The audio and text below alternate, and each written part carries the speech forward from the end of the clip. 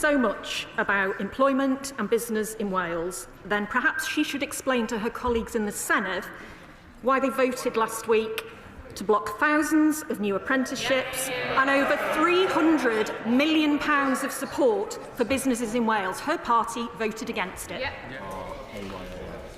Oh, right, let us go to the front bench. Show Secretary of State Minns Davies. Mr. Speaker, my question is to the Secretary of State. Who is she battling for, Kazakhstan or Wales? Due to Labour's political choices, countless jobs in Wales are at risk due to the national insurance rise.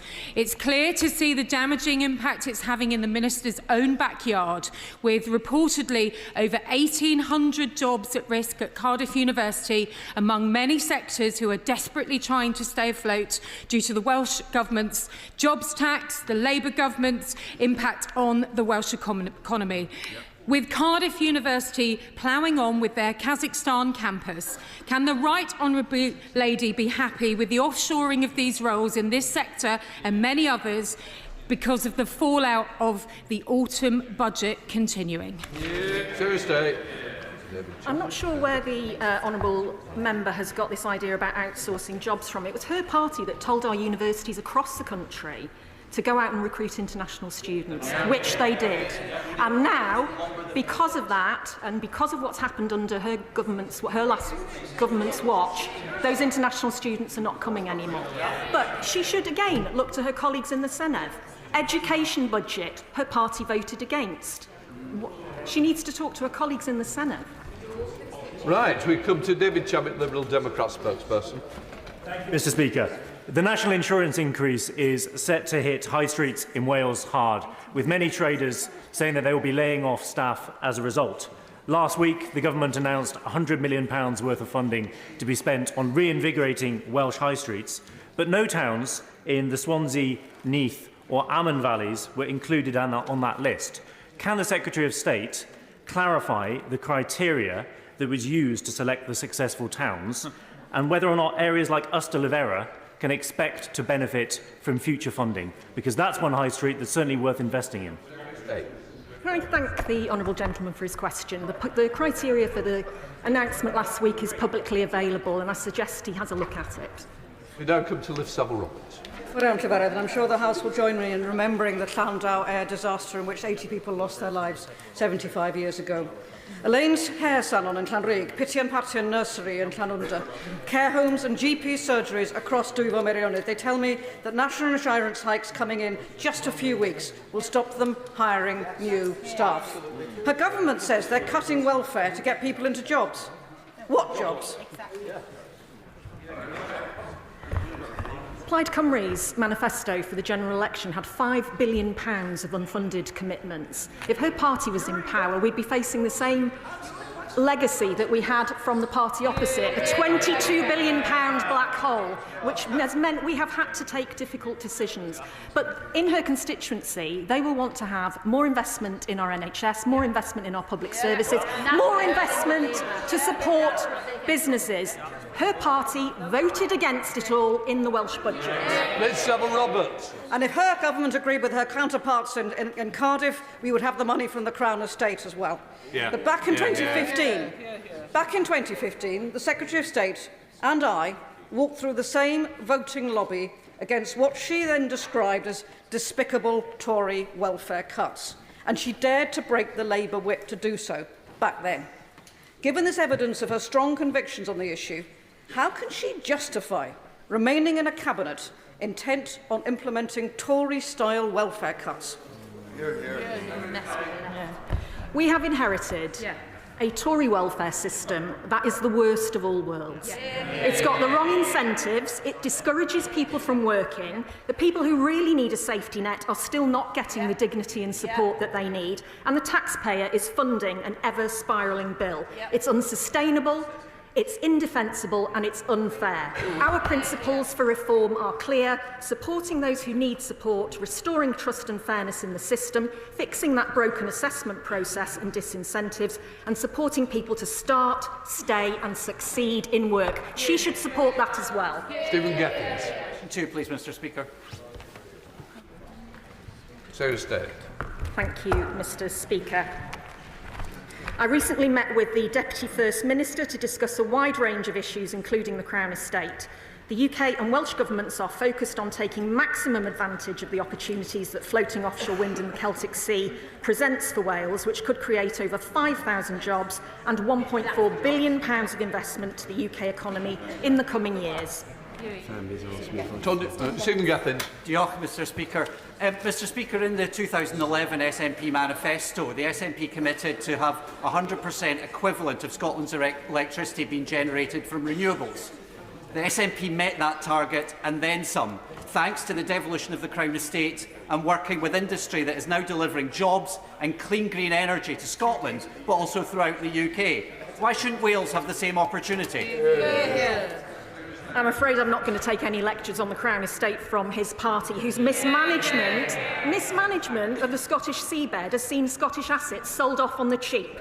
We are focused on doing whatever it takes to secure more than 5,000 jobs in Wales and billions of pounds of investment that the Crown Estate can unlock for Wales. Okay. Tony Antoniazzi. Mr. Speaker, does the Secretary of State agree with me that the government's priority should be ensuring that the Crown Estate can unlock thousands of new well-paid jobs in Wales that will come with floating offshore wind, rather than being distracted by calls to devolve the organisation in the middle of this national mission, risking the investment, jobs and lower energy bills Wales desperately needs?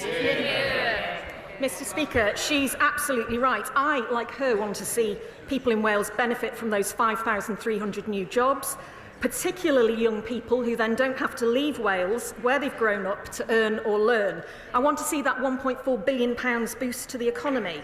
We are not prepared to put all of that at risk, the risk of market fragmentation, of undermining or potentially destroying developer confidence in flow, and then have to watch that investment go elsewhere in the world.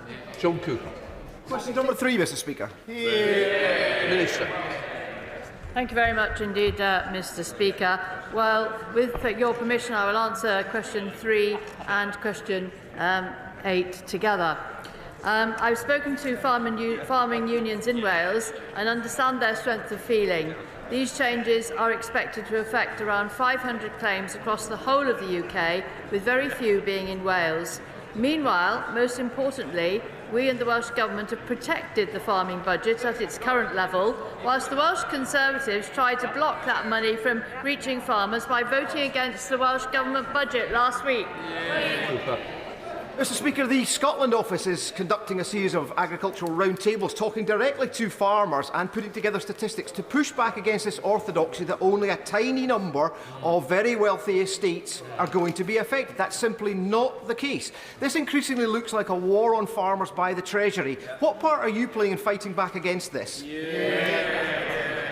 Well, Mr. Speaker, the Treasury is absolutely confident in its figures, and specific questions on methodology is a matter for the Treasury. But what I can tell him, and I will repeat it, is expected to only affect 500 claims for agricultural property relief across the whole of the UK, with very few being in Wales.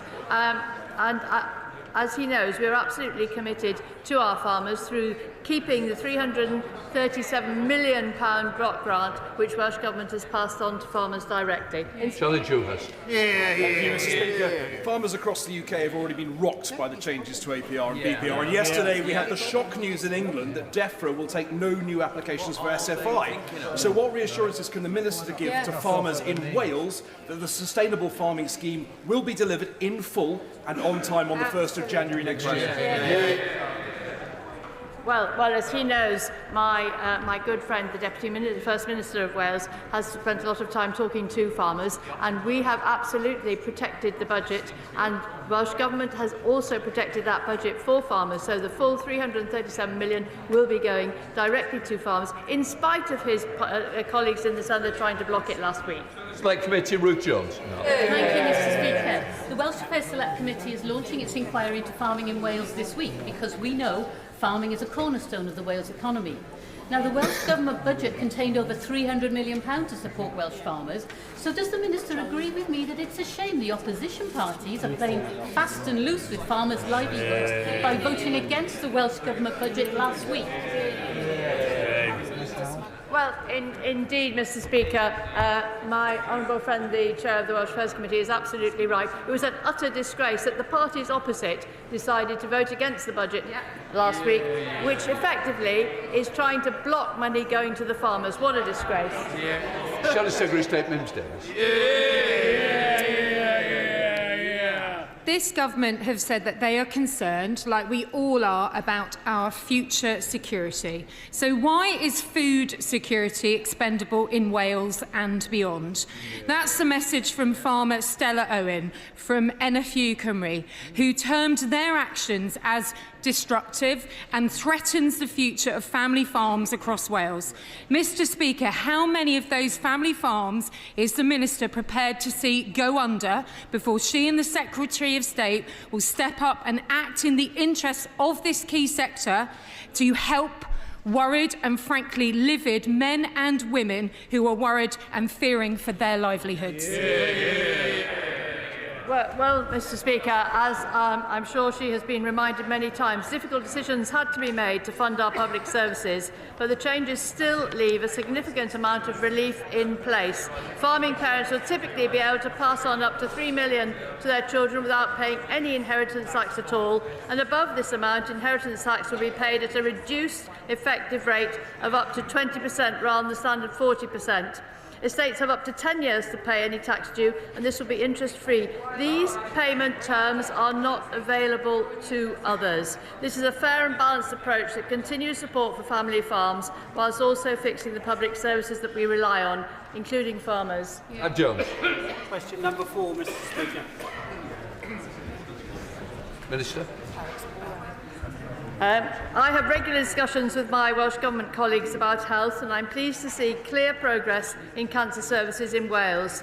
In December, performance against the 62 day cancer target was the best we've seen since August 2021. But no one should ever be complacent about cancer. And that is why our two governments are absolutely committed to working closely on cancer, to share best practice and to deliver better outcomes for patients across England and Wales. Clive Jones. Thank you, Mr. Speaker. Since August 2020, not a single health board in Wales has met their cancer target, leaving patients waiting months for their referral to start treatment. And despite recommendations to properly implement screening programmes, the standard for uptake is not being achieved, leading to poorer health outcomes. As the Department of Health embark on developing a cancer strategy for England, how will the Secretary of State for Wales ensure these issues are not repeated in England? Well, what I can tell him is that there is now positive progress on waiting lists. Both governments are working together in a spirit of genuine collaboration to cut NHS waiting lists and build an NHS fit for the future. The Welsh Government have committed more than £600 million in extra funding for health and social care in their budget for 25-26, and they're also setting up a National Cancer Leadership Board to improve cancer care. Thanks to these investments, the Welsh NHS services are improving, including on cancer, and waiting lists are falling. Curtis. Thank you, Mr. Speaker. Will my honourable friend outline how she is working in partnership with the Welsh Government to improve cancer and health outcomes? And could she try and help me understand why on earth, in the budget vote last week, the Conservatives and Plaid Cymru voted against £600 million more in our Welsh NHS? I really cannot explain why the Conservative colleagues in the Senate voted against this budget, because not only is the Welsh Government delivering on £600 million, but they are also delivering a specific package on cancer care. And the initial phase, which is going to focus on breast, skin, gynecological, lower gastrointestinal and urological cancer, will improve productivity and efficiency in how health boards deliver care. And this includes sending people straight to test without an outpatient appointment. Alongside this, Welsh Government are implementing a wider range of service improvements, from reducing smoking and tackling obesity to HPV vaccination and diagnostic and genomic strategies. Number 5, Mr. Speaker. Secretary of State. Thank you, Mr Speaker. Wales has a world-class tourism offer. I fully support the work that Welsh Government is doing to support the tourism sector in Wales through Visit Wales and other initiatives. Last month, the UK Government announced a £15 million investment for Venue Cymru in Llandudno and the Newport Transporter Bridge. These are two key projects that will help boost the tourism and culture sector in Wales. Thank her for her answer. The tourism and hospitality sector in the UK is one of the most heavily taxed in Europe. Will she press the Chancellor to reduce the tax burden in this area to help drive local economies that rely on tourism in Wales and in constituencies like mine on the Isle of Wight? I would gently remind the gentleman opposite that his party in government put the highest tax burden in 70 years on the people and businesses of this country, leaving a £22 billion black hole that we have had to try and sort out. Henry Tufnell. Thank you, Mr Speaker. More than 40 countries and holiday destinations around the world have introduced a form of visitor levy, including Greece, Amsterdam, Barcelona and California. So can the Secretary of State outline the work she is doing with Welsh Government to support our vital tourism industry? The honourable member has one of the most beautiful constituencies in Wales, and I know tourism is very critical for his local economy. Indeed, probably tourism remains the only way to see a Conservative MP in Wales after the general election. The visitor levy is set to raise up to £33 million for tourism sector across Wales. Last week, Conservatives in the Senedd voted to block £15.6 million in support for Welsh tourism. So, Secretary of State Minister Davis. Sadly, there will be no more Easter family fun at Oakwood. They've made it clear that their final demise after COVID was Labour's looming tourism tax, job tax and sky-high business rates from the Senedd, meaning it's all over. Mr Speaker, how many more tourist and hospitality businesses need to tell the UK Government that their closed signs will be going up and staying up due to decisions made by the Treasury? Will this Secretary of State stand up for businesses and jobs in Wales who know they are being taken for the worst ride possible, frankly even more vomit-inducing than megaphobia, by this government of broken promises? Last week, her colleagues in the Senedd voted against extra money for tourism. They did. Now, maybe she should have a conversation with Darren Miller in the Senedd, her colleague, but I don't think they're having that sort of conversation at the moment because they're still arguing about who's leading the Tories in Wales. Douglas McAllister. Question number 6, please, Mr Speaker. Secretary of State. Thank you, Mr Speaker. I regularly meet with the First Minister to discuss a wide range of matters, including NHS waiting lists. The latest data shows positive progress in reducing long waiting times and the size of the waiting list, thanks to investment by both the UK and Welsh governments. Douglas McAllister. Thank you, Mr Speaker. I'm appalled to hear that Plaid Cymru voted against £600 million extra investment to bring down NHS waiting lists in Wales. But I'm afraid to say this is a familiar story for our Scottish members. Does the Secretary of State agree with me that nationalist parties will always prioritise niche constitutional distractions over delivering priorities for working families, what they need and what they deserve? Mr Speaker, I couldn't agree more with my honourable friends, and Plaid Cymru members are going to have to explain to their constituents why they voted against £600 million extra for the NHS last week, blocking crucial funding reaching our hospitals, NHS staff and patients in Wales. Jim Shannon. Mr Speaker, Minister, one of the issues for the waiting lists in Wales, as it is in all of the United Kingdom, are those who have been waiting for diabetes diagnosis, number one, and then the treatment. There used to be in Westminster a strategy that encompassed just not England, Scotland, Wales and Northern Ireland. Would the Minister support a similar strategy for the 4 regions together to address the issue of diabetes and what it's doing to this country? I thank the honourable gentleman for his question. Can I just say nations and regions rather than just regions? But I'm very happy to have a discussion with him outside the chamber about that. Graham Ledbetter. Question number 7, please, Mr. Speaker. Minister. Our United Kingdom is going from strength to strength and is underpinned by a transformed relationship between the UK and devolved governments.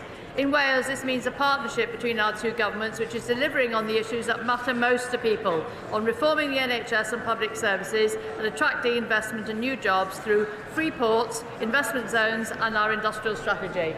Graham Ledbetter. Thank you. Thank the Minister for that answer. Today the Senate will vote on a motion to redesignate HS2 as an England-only project. Previous calculations suggest that Wales missed out on around £4 billion from the project. The Welsh Minister now claim that amount is £431 million. Quite the difference. With the Welsh Government abandoning its ambitions and the UK Government refusing to budge on full consequential funding, is the Labour Party now waving the white flag on Wales missing billions? Well, the government absolutely acknowledges that the previous Conservative government shortchanged Wales for years on rail investment, including because of HS2. And one of our top priorities is to reverse those years of historic underfunding in Wales. This is infrastructure. So the Secretary of State met the Transport Secretary and Welsh Government Transport Minister Ken States immediately before Christmas, where they agreed on a direction of travel which we hope will deliver new investment for rail in Wales. The UK and Welsh governments have agreed a prioritisation of rail improvement projects developed by the Wales Rail Board. This will inform our respective departments' work in the run-up to the spring spending review. John. Thank you, Mr. Speaker. Investment into Wales by the UK government demonstrates the strength of the Union, and I was therefore delighted to see the UK Labour government announce its plan for neighbourhoods that will see £100 million invested in Welsh communities, with £20 million of that going into my constituency of Wrexham, straight into vital local resources like high streets and youth clubs. Will the Secretary of State agree with me that this Labour government is committed to bringing growth to areas of Wales that were previously ignored by the party opposite? Well, indeed, with UK Government and Welsh Government working together, we've secured more than £1.5 billion investment and hundreds of jobs in Wales. And, of course, we've established those investment zones in Cardiff, Newport, Wrexham and Flintshire to provide a rocket boost to sector strengths like advanced manufacturing. Sir Ashley Fox. Question number 9. Minister. UK Government has delivered the biggest budget settlement in the history of devolution, with £21 billion of new money for the Welsh Government. The Welsh Government is investing almost £200 million this year to support school standards across Wales, plus a further almost £170 million next year. But his Welsh Conservative colleagues tried to block this funding by voting against the Welsh Government budget last week. Sir Ashley Fox.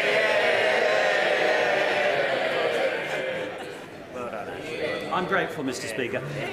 Children in Wales have the lowest PISA scores in the United Kingdom and are significantly below the OECD average. Does the Minister believe this could be related in any way to 26 years of Labour government in Wales? Well, I'll take no lectures from the party opposite. The Conservative attack rings absolutely hollow, given the chronic underfunding of education and public services for the last 14 years when they have been in power. Now, the UK and Welsh governments are working together to ensure every young person has the opportunity to succeed, including by investing over £260 million extra in education and more than £260 million for local government who set school budgets in Wales. In spite of the shenanigans of Plaid and the Conservatives voting against the Welsh Government's budget, Labour are getting on and delivering certainty and support for teachers across Wales through increases to education and local authority budgets. Jill German, final question. Thank you, Mr. Speaker. Does my right honourable friend welcome, as I do, the additional £20 million announced by Welsh Government last week to improve education standards, on top of the £262 million extra in total for education in Wales? And is she as perplexed as I am as to why the Conservatives and Plaid Cymru voted against extra money for education in the Welsh budget? Well, like her, I'm absolutely astounded the way that the Plaid Cymru and Conservative Senate members voted against the budget. But the important thing is that this year the Welsh Government will be investing an additional 1.1 million for literacy, numeracy and science support in schools. And we've also, the Welsh Government's also announced an investment of a 10 million package on literacy and numeracy for the coming year, increasing local capacity to support schools, national support programmes and interventions to support struggling learners. Right, that completes Welsh questions. We now come to questions to the Prime Minister. Mike Martin. Question number 1, Mr. Speaker. Prime Minister. Thank you, Mr. Speaker. I welcome the progress in talks between Ukraine and the United States. We must now redouble our efforts to get a lasting, secure peace. Mr. Speaker, on Saturday, I'll convene international leaders to discuss how we can make further progress. Can I also pay tribute to the bravery and dedication of all those responding to the ship collision off the East Yorkshire coast? Our thoughts, and I'm sure of the whole House, are with the family of the crew member who is sadly presumed dead. Mr. Speaker, this week we introduced landmark legislation to get Britain building, paving the way to restoring the dream of home ownership for working people across the country. We're also driving forward our Employment Rights Bill, the biggest boost to workers' rights in a generation.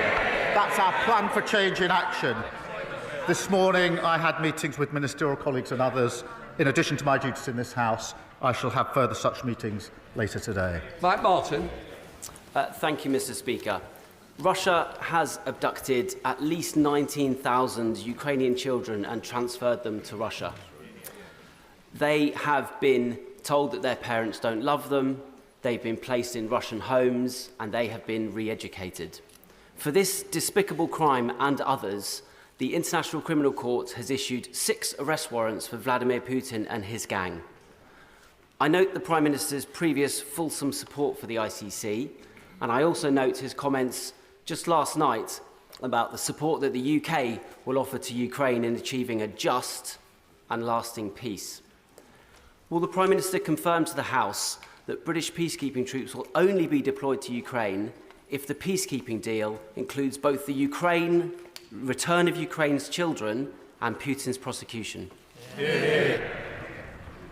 Well, Mr. Speaker, firstly, I thank you for raising this issue because it is an absolutely terrible case of abduction and kidnapping. And when we say a lasting, just settlement or peace in Ukraine, it must, of course, involve dealing with this issue, and we are, as he would expect, raising it continually with our allies. John Davis. Thank you, Mr. Speaker. Telford and Britain voted for change in July.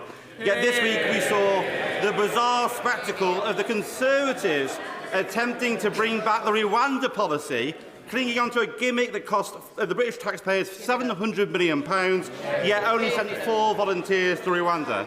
As Labour works to secure our borders through our plan for change, does the Prime Minister agree with me? It's quite clear the party opposite have done absolutely nothing. Well, he's quite right. They ran an open borders experiment that saw numbers go up to almost 1 million. And the leader of the opposition was the cheerleader, thanking herself for the lobbying that she did. The Rwanda scheme, yes, Mr. Speaker, £700 million of taxpayers' money to remove 4 volunteers. What a contrast. We've got the flights off. 19,000 people removed who shouldn't be here. As with the NHS, with prisons, the economy, everything else, we're clearing up the mess that they lost. Leader of the opposition, Kemi Badenoch. Later today, the Prime Minister is meeting the family of Sir David Amess. Sir David gave this House and our country 40 years of service. I hope the Prime Minister will agree that getting the response to his murder right is vital, not just to his family, but to our democracy. Mr. Speaker, every week I speak to businesses who are letting go of staff or closing. Has the Prime Minister been given an estimate of how many people will lose their jobs because of his budget? Prime Minister.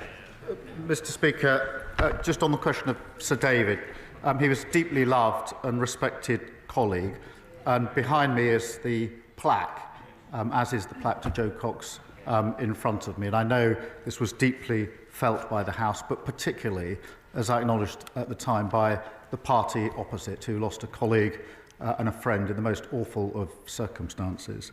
Mr. Speaker, I am meeting the Amos family later on today and will make sure that they get answers to the questions that they ask. Mr. Speaker, in relation to businesses, I'm really pleased to say we've got thousands of new jobs into the economy. We've got more investment in the last 20 years, an absolute record. Wages are up higher than prices. 3 interest rate cuts, the best boost for the cost of living for a very long time. Mr. Speaker, the Prime Minister needs to get out more. Inflation is up, and estimates of job losses are between 130,000 and 300,000. Okay. His tax rises are hurting every sector of the economy. Things are getting worse for nurseries. Nurseries are writing to stressed parents right now, telling them that fees will go up because of his jobs tax. Can he explain how more expensive childcare is good for the economy or for working families struggling to make ends meet? Well, Mr. Speaker, we're putting in childcare. Look at the breakfast clubs, 2 in her constituency. But she's rather forgetting the $22 billion black hole that they left, that we had to deal with. That's why we had to take the necessary but right measures we did in the budget. And what's her response? Not that she'd reverse them. Oh, no, she doesn't say that. She attacks what we've done, but she doesn't say she would reverse it because she wants all the benefits of our budget in returns of investment, but she doesn't want to pay for it. That's how we got into the mess in the first place. Mr. Speaker, the Prime Minister is out of touch because he should know that nurseries are charging over £2,000 for full-time care. That's £24,000 a year after tax, and he's talking about 60p breakfast clubs. He has no idea what people out there are experiencing, and it is not just the families. Even councils must pay his jobs tax. To cope with it, the average council tax bill is increasing by over £100 in April, after he promised to freeze it. Hard-working families' money is going to the Chancellor instead of social care and fixing potholes. Why should these families pay more for less? Well, she really shouldn't denigrate what she calls, I think, 60p breakfast clubs. She should be welcoming them. And she asked about council tax, Mr. Speaker. The Tories put up council tax every year for 12 years. Their manifesto, Tory LGA manifesto, government should remove the caps on council tax. And then Hampshire Council, Tory, wanted a 15% increase. We said no. Slough Council, again, Mr. Speaker, Tory, wanted 3%. We said no. Windsor and Maidenhead, Tory, now Lib Dem, wanted 25%. We said no. We're the ones that are doing the right things to get this country on the right track. Mr. Speaker, the point is he promised to freeze, and they are going up. And if he wants to talk about councils, let's look at Liverpool or maybe Birmingham, where the rubbish is piling up so high, people vote Labour and all they get is trash, just like what he's saying at the dispatch box.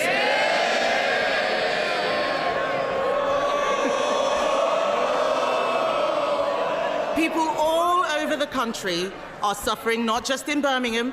Millions of elderly people have had their winter fuel payments snatched away. At the same time, care home fees are set to go up by a devastating £3,000 because of his jobs tax. How does he expect pensioners on a fixed income to make ends meet? Mr. Speaker, this is why it's so important that wages are up higher than prices. That's why it's so important that the interest rates are coming down. This is the biggest boost for the cost of living for a very, very long time. What we're doing is picking up and fixing the mess that they left. Mr. Speaker, The Prime Minister is not looking at what is happening out there. Every day I speak to businesses who are telling us that they think that they are going bust. And as if businesses and families didn't have enough to worry about, supermarkets say food prices will increase by over 4% because of the jobs tax.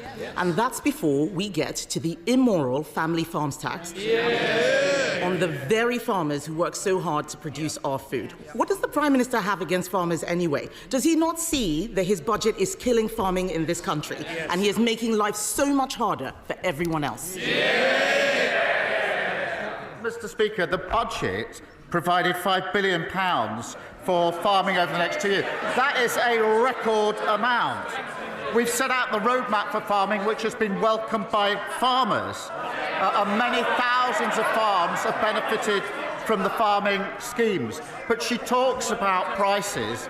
Wages are going up higher than prices. That's the first in a long time that's happened. So for families across the country, they're better off under Labour. He's got no answers today. What the farmers are complaining about is the sustainable farming incentive, which he has just scrapped or withdrawn. They are making mistakes with this budget. And that's why in 2 weeks, the Chancellor will come to this House to present an emergency budget the Prime Minister said we would not need.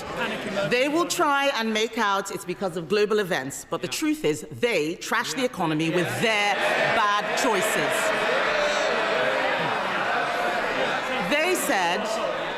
They said they'd look after pensioners. Then they snatched winter fuel payments. They said that they would be pro-business, but they hiked taxes on jobs. And he, Mr. Speaker, he promised to freeze council tax, but it's going up by £100. This is a high-tax, low-growth, job-killing government. Will he use the emergency budget to fix the mess he's made? Mr. Speaker, inflation under them 11%, £22 billion black hole, a mini budget that made us the laughing stock of the world, and they want to give lectures on the economy to us. No, thank you very much. Thank you, Mr. Speaker. With 1 in 8 young people across the country not in education, employment or training, people in rugby are worried about a wasted generation. Too many people with disabilities and health conditions are not getting the help that they need to get into work. So will the Prime Minister set out how this government will give everyone who is able to work the support they need, provide compassion to those who can't work, and fix the broken welfare system left behind by, you guessed it, the Conservatives? I thank him for raising this issue.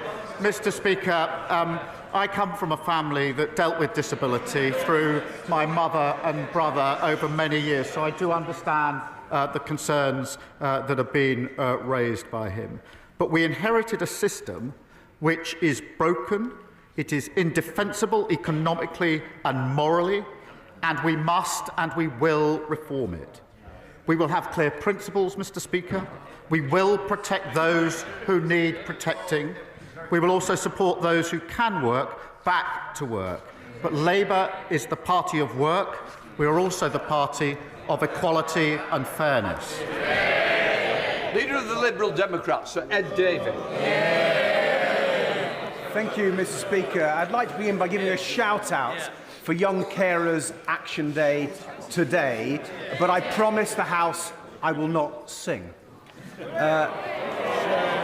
Mr. Speaker, the Prime Minister has rightly spoken about the need to get more people into work, and he repeated that now, so people have more dignity, we can get the economy going, and we can cut the benefits bill after the disgraceful legacy left by the Conservatives. You were there for 5 years. But does the Prime Minister recognise that for many disabled people, the best way to help them into work is to support them properly with more special equipment, with training, with better healthcare and so on? And will he also today calm anxieties that he himself has raised for many of us, that the disability benefits for people who simply cannot work will not be cut? Mr. Speaker, we will, of course, as I've just said, the principles, we will, of course, support those who need support, but also help those who can work into work. They'll be the guiding principles. But what we've inherited is shocking, and they ought to be silent. 1 in 8 young people not in education, work or training. That is a lost generation. That is their inheritance. They've got plenty to say now. They did nothing for 14 years and left this in terrible inheritance. Davey. Mr. Speaker, turning to international issues, can I congratulate the Prime Minister on helping to secure the restoration of US military and intelligence support for Ukraine? But can I press him on progress to persuade President Trump against damaging metal tariffs already hitting British industry? The Prime Minister knows that we on these benches believe he must be more robust with President Trump, like the Europeans and like the Canadians. So will the Prime Minister fly out to Canada as soon as possible to show their new Prime Minister and the Canadian people that Britain stands with its Commonwealth allies against Trump's threats and against Trump's tariffs? Well, Canada is an ally and a very important ally too, and I've spoken to our allies on many occasions about the situation in Canada. On the question of tariffs, obviously, like everybody else, I'm disappointed to see global tariffs in relation to steel and aluminium. But we will take a pragmatic approach. We are, as he knows, negotiating an economic deal which covers and will include tariffs if we succeed, but we will keep all options on the table. Claire Hannah. Hi, Fadra Conadív agus Seach na Gaeilge Fosta Deis Con Changa agus our culture Kellaroo or Fodandone. Happy St Patrick's Day, everybody, and happy Irish Language Week as well. An opportunity to use Irish language and culture across the world. It's an increasingly turbulent world, Prime Minister, with relationships and norms turned upside down over recent weeks, and that's why I congratulate the Prime Minister and the Taoiseach for re-establishing warm and firm relationships at their summit last week, and it's reassuring for all of us to know that whatever our constitutional future, that bond is lasting and refreshed. Will the Prime Minister join me in wishing a happy St Patrick's Day to all who value our shared bonds, and can I take this opportunity to invite him to Belfast in August 2027, which was announced this week as the host of the Fleadh na HÉireann for the first time. Well, can I join her in wishing everybody celebrating a very happy St Patrick's Day? Mr. Speaker, she's right. We need a strong and settled relationship between the United Kingdom and Ireland, and the need for that has never been greater, which is why I was delighted to host the Taoiseach in Liverpool last week at our first annual UK-Ireland Summit. We've turned the page, started a new era for our relationship with Ireland, and I'd be very happy to go to Belfast in 2027. I want to go much sooner than that. Andrew Stone. Thank you very much, Mr. Speaker. In just 20 days' time, new sentencing guidance will come into effect that the Justice Secretary has already conceded will be two-tier in its nature. It will mean that the colour of your skin or the religion you have can give you leniency in the eyes of the law and will plunge public confidence in the judiciary into crisis. But it is avoidable. We Conservatives have tabled a bill that, if backed on Friday, can stop this guidance in its tracks. So will the Prime Minister, will he now overrule his Justice Secretary and confirm here and now that he will back this bill, or will he simply step aside and prove he has in fact been two-tier Keir all along? Well, everyone should be equal before the law. That is why the Lord Chancellor has taken up the issue with the Sentencing Council. But he needs to do his homework, because the proposal that he complains about was drafted in 2024, and the last government was consulted. And when they were consulted, what did they say? They said they welcomed the proposal. Now, Mr. Speaker, I understand that the Shadow Justice Secretary is taking the Sentencing Council to court. Perhaps he should add himself as the second defendant so we can get to the bottom of all of it. Thank you. Mr. Speaker, Speaker, I'm very proud to represent a constituency that has 8 synagogues, a thriving Jewish population, and the UK's largest Jewish cultural centre, JW3. But this week, I was horrified to read reports about rising anti-Semitism on NHS wards, and in particular, a shocking incident in which a Jewish NHS staff member was called a baby killer by their colleague. The NHS that I know and love is open to everyone, regardless of their background. So could I ask the Prime Minister, what is he doing to ensure that my Jewish constituents can safely use our beloved National Health Service? Well, I thank her for raising these deeply concerning reports. It is completely unacceptable for anyone to experience racism, discrimination or prejudice in the health service. I know my right honourable friend, the Health Secretary, takes such reports extremely seriously.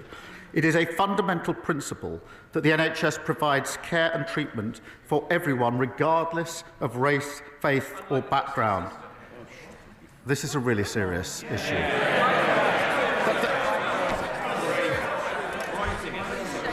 You've let yourself down, you know it.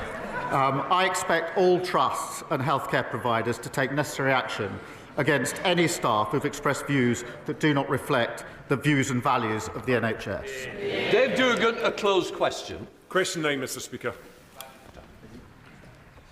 Mr Speaker, he asked about UK-US relations. As he knows and the House knows, I'm committed to strengthening those relations. The US is an indispensable ally. We are working together to try to secure a just and lasting peace in Ukraine.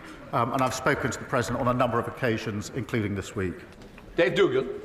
I agree with the Prime Minister in those sentiments. The ceasefire negotiations this week are a cause for great optimism, and I welcome the efforts that the Prime Minister's National Security Advisor, Jonathan Powell, had done in leading that priority. But last week at the dispatch box, the Prime Minister said in answer to my right honourable friend, the member for Aberdeen South, that he had no knowledge of the United States planning to withdraw military aid from Ukraine, yet they did that the following day. It's against that backdrop, because I know the Prime Minister wants a just and lasting peace in Ukraine that respects Ukraine's borders and territorial integrity. When he's impressing that priority upon the President of the United States, what reassurance can he give the House today that the President of the United States is actually listening? Let me give this reassurance. As soon as that step was taken, I and my team started work to try and ensure that we could get back to a situation of full support for Ukraine. I won't detail everything that was involved over the last week. I can assure him and the House a huge amount of hard work, discussions and diplomacy was used with all of our allies and others to ensure that we could get yesterday to go as well as we hoped it would. I am pleased that we've made progress.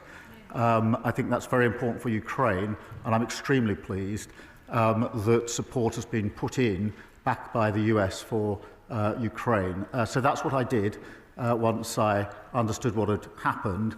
I'm pleased with where we've got to, but as ever, we must go further. Richard Bergen. Thank you, Mr Speaker. Disabled people in my constituency are frightened. And they're frightened because they're again hearing politicians use the language of tough choices. And they know from bitter experience that when politicians talk about tough choices, it means the easy option of making the poor and vulnerable pay. So instead of cutting benefits for disabled people, wouldn't the moral thing to do, the courageous thing to do, be to make a real tough choice and introduce a wealth tax on the very wealthiest people in our society? Well, Mr Speaker, the party opposite left a broken welfare system which locks millions out of work. That is indefensible, in my view, economically and morally. Of course we need to support people who need support. We need to help those who want to work to get back into work, and I think there's a moral imperative in that. He talks about a wealth tax. We have raised money, the energy profits levy, taxing non-doms and air passenger duty on private jets. But this isn't a bottomless pit, and we must kick-start growth to get the economic stability that we need. Sir Geoffrey Clifton-Brown. Most people would accept that we need more housing in this country, yet so often it's not accompanied by the necessary infrastructure. In my own constituency, thousands of houses are proposed, yet without the 250 million to upgrade Junction 12 of the M5, the inspector is likely to rule our plan unsound. So will the Prime Minister use his upcoming planning and infrastructure bill to see how developer and landowner contributions can more effectively build this vitally needed infrastructure which would benefit communities up and down the country? Well, he's right. We have to get the houses built that we need in his constituency and elsewhere, something that the party opposite failed to do. That's why we've introduced the infrastructure bill, which I think he welcomes, and that bill will get Britain building so we can deliver on those 1.5 million new homes through our plan for change. In relation to the particular issue he raises, I know that he and my honourable friend, the member for Stroud, have been working together to try to resolve this issue as I understand it, and I'm happy to ensure he gets a meeting with the relevant minister if that would help in taking it further. Sure, Joseph. Thank you, Mr. Speaker. Can I commend this Labour government's landmark reforms to get Britain building through our plan for change? I look forward to working with ministers to ensure developers deliver on what they promise to local residents so that new homes also have access to roads, GP surgeries and dentists and don't create an extra burden on hospitals like the William Harvey Hospital in my Ashford constituency. What is the Prime Minister's message to the blockers standing in the way of the homes and vital infrastructure our country needs? Well, he's a dedicated campaigner for his constituents. Well, we know who's been standing in the way for the past 14 years. It's the party opposite, and they've learned absolutely nothing. The Leader of the Opposition claims that she's never opposed growth or development. That's not what she's telling her constituents, Mr. Speaker. Only last month she wrote in her newsletter that she'll keep working with Conservative colleagues to block a vital energy infrastructure project in her own backyard. She's not alone. The Shadow Foreign Secretary, Shadow Defence Secretary, Shadow DEFRA, they're all at it. What a bunch of blockers. Sir Ashley Fox. Mr. Speaker, the Employment Rights Bill will grant union equality representatives the right to paid time off work. And it does. Will the Prime Minister grant special constables the right to take unpaid leave to perform their duties? I'm grateful to him for raising the question of special constables who play a very important role in our communities and keeping us safe. The numbers of special constables dropped under the last government. We support the existing employer-supported policing scheme and will support our special constables, but they dropped under the last government. Andy MacDonald. Thank you, Mr. Speaker. Long time. I recently visited Middlesbrough's James Cook University Hospital and learned of the brilliant work in the Neurosciences Department for the survivors of stroke, brain and spinal injuries and many others. But it only has 18 rehabilitation beds to serve a population of some 1.4 million people, whereas the guidelines say it needs 80 beds, meaning that patients in the Tees Valley do not get the rehabilitation they need. So will the government remedy the position by ensuring that resources are allocated to meet the ambition to develop a world-class new rehabilitation centre to serve the Tees Valley and beyond? Well, I thank him for his question. It is important to hear about the important work that James Cook Hospital is doing in his constituency. We are investing £350,000 in research on interventions which support people with functional neurological disorders to rehabilitate them within the community. And of course our plan for change invested £25 billion to cut waiting lists, speed up treatment and shift more care into the community. In relation to the hospital, I'll make sure he gets a meeting with the Minister to see what further can be done. Sir John Whittingdale. Will the Prime Minister look at the case of my constituents, Mr. and Mrs. Adrian Fenton, who returned home from visiting France in their motorhome to discover an illegal immigrant concealed in the bike rack? They reported it immediately to the police, only to receive a fine from the Border Force of £1,500. Will he agree that my constituents ought to be thanked rather than punished? And does he accept that this action will send a message to deter anybody from acting responsibly in the future? Can I thank him for raising this important case on behalf of his constituents? I've seen some of the details and I am concerned about it, and I do think it's important, as he says, that the Home Office look into it, and therefore we will do so, and I'll make sure that he is updated in relation to that in due course. Richard Dowd. Thank you, Mr. Speaker. Veterans in Sefton, one of the many remarkable charities in my constituency, indicate that statistics can only partly measure the price paid by servicemen and women. Incidents of broken marriages, suicides, alcoholism, deep depression and homelessness among veterans remain largely unquantified. Given that, will my right honourable friend restate Labour's commitment to providing our veterans the holistic support they need and deserve? Well, we owe an extraordinary debt to our veterans, Mr. Speaker. We are committed to renewing the nation's contract with those who've served, and that includes the guarantees of homes for heroes for those who have served, dedicated mental and physical healthcare pathways in the NHS, and dedicated to sport to help those leaving service using their skills to find new and fulfilling careers. Sarah Dyke.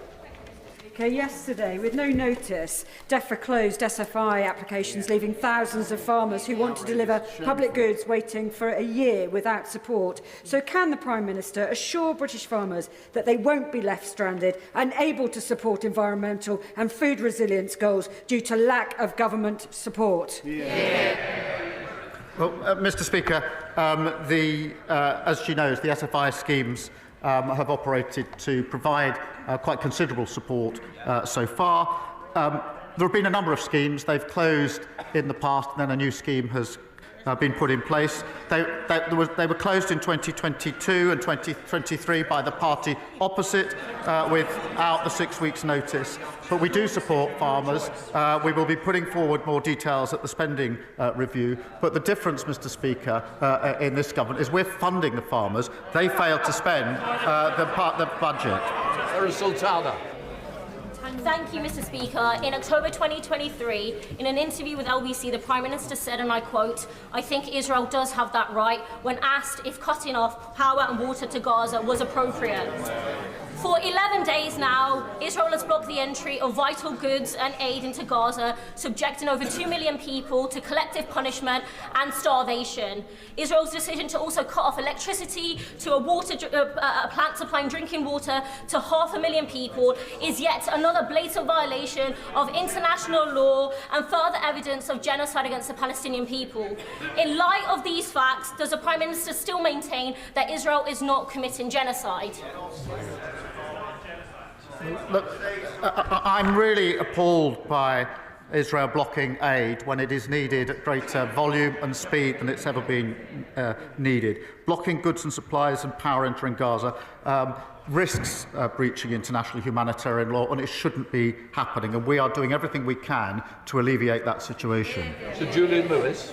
Thank you, Mr. Speaker. In his extremely important upcoming discussions with other nations about Ukraine, will the Prime Minister focus on the fact that it was standard Russian procedure to take over other countries by having bogus elections and installing puppet governments?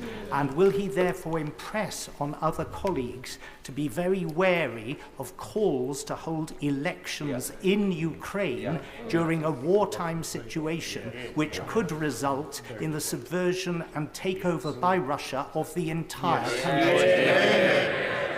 I thank him for raising a really important point, and the track record is there for all to see. On top of that, of course, we in this country did not hold elections when we were at war. That is a perfectly reasonable and normal course of behaviour. And yes, of course, that has to be part of our discussions as we go forward, including the meeting that I'm convening on Saturday. Lord Hatton.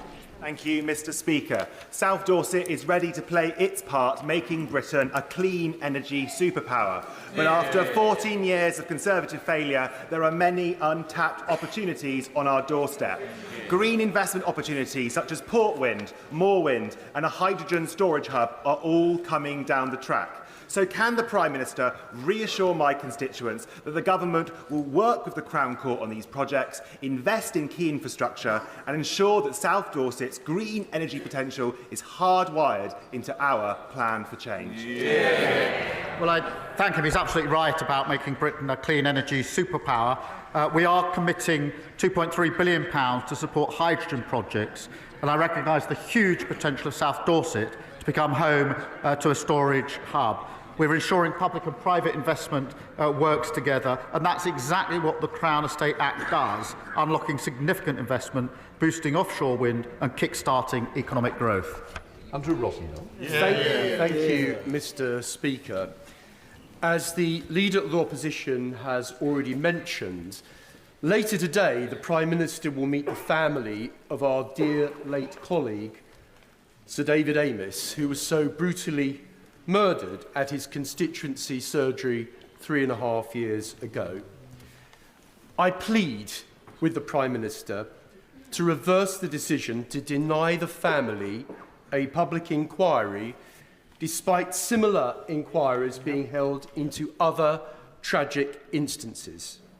So, will he please stop this shameful saga and heed the call of the Amess family for a judge-led public inquiry into David's death and the related failure of the Prevent programme from a heartbroken family? Can I acknowledge just how heartbroken they are? It's difficult to imagine what they've gone through, what they continue to go through. And that's why it's very important that I meet them this afternoon, which I will do, and discuss with them all the questions they want to raise with me. Sir David was a respected and loved a colleague across this House, and as I say, I absolutely understand how his family must feel about the tragic circumstances in which he died and then everything that followed thereafter. Final question, Chris Kane. Thank you, Mr. Speaker. Tomorrow marks 29 years since 16 children and their teacher were murdered at Dunblane Primary School. In recent weeks, my constituents have raised with me the alarming fact that adverts offering handguns for sale are appearing on technology platforms like Google and YouTube.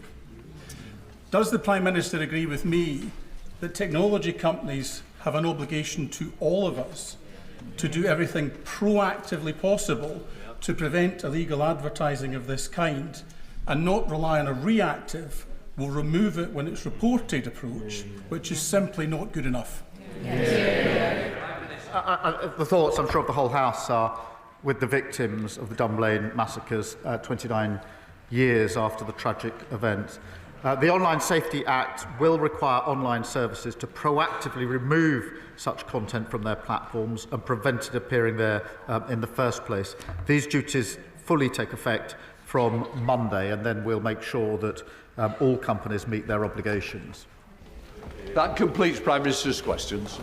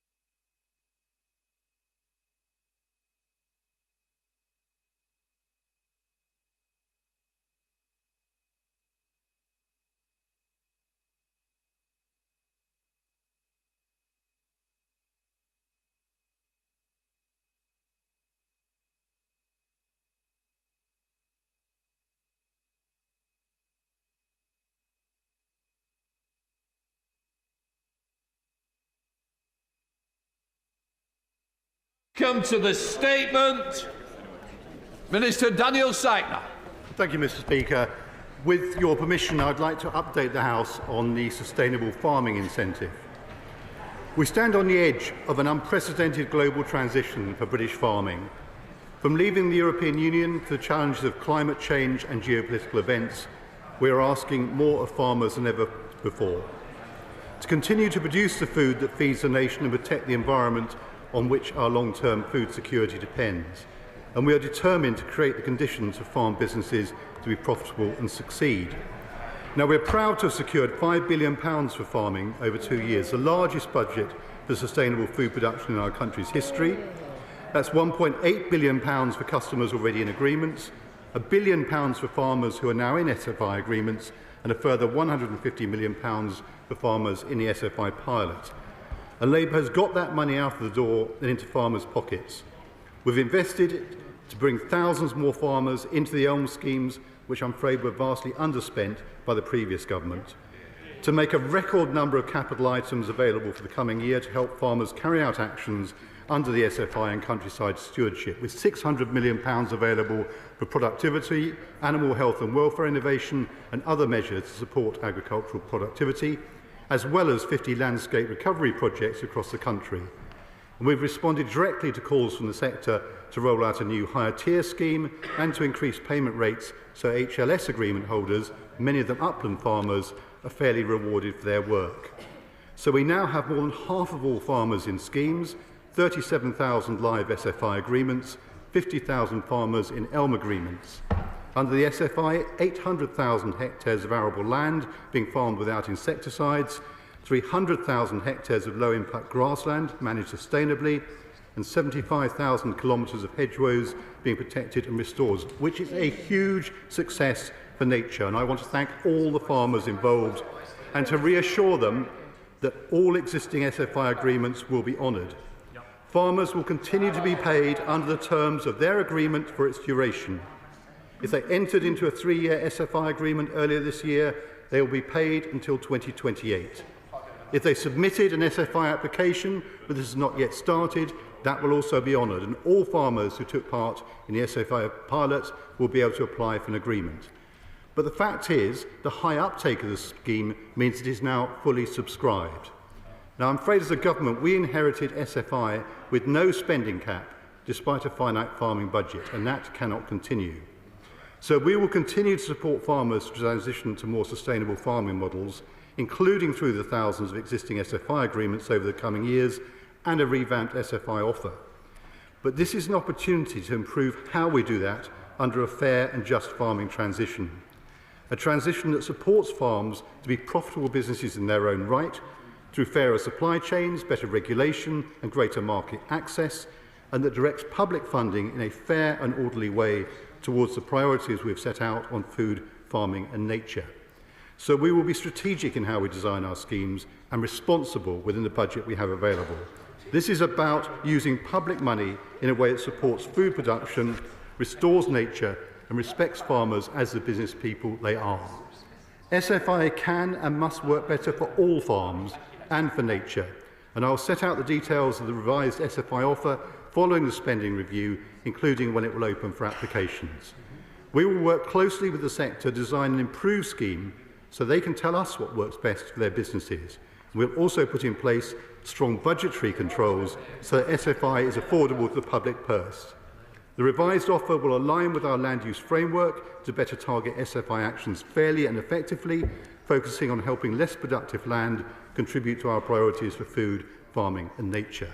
But the underlying problem facing the sector is farmers do not make enough money, and the government is changing that. We announced the members obviously may laugh, but actually businesses do need to make money. They might need to know that. So we announced a new set of policies at NFU conference last month aimed at improving farm profitability, securing our food security and protecting nature. And through our farming roadmap, we're creating the conditions for farmers to run profitable businesses that can withstand future challenges. This decision is about investing in long-term stability.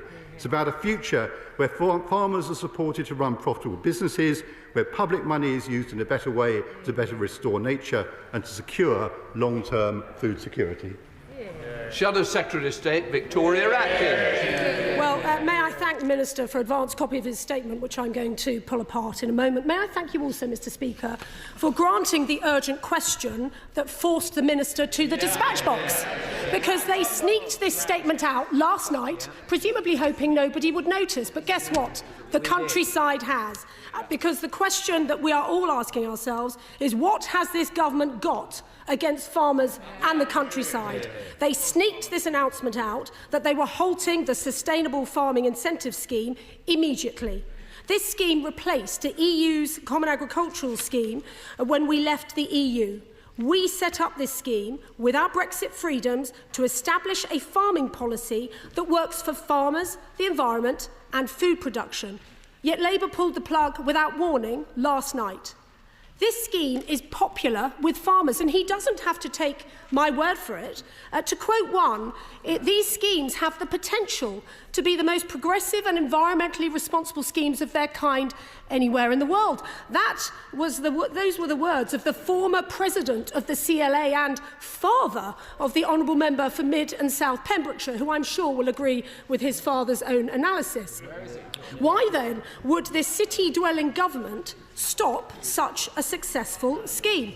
In the word of the CLA president, Victoria Vivian, of all the betrayals so far, this is the most cruel.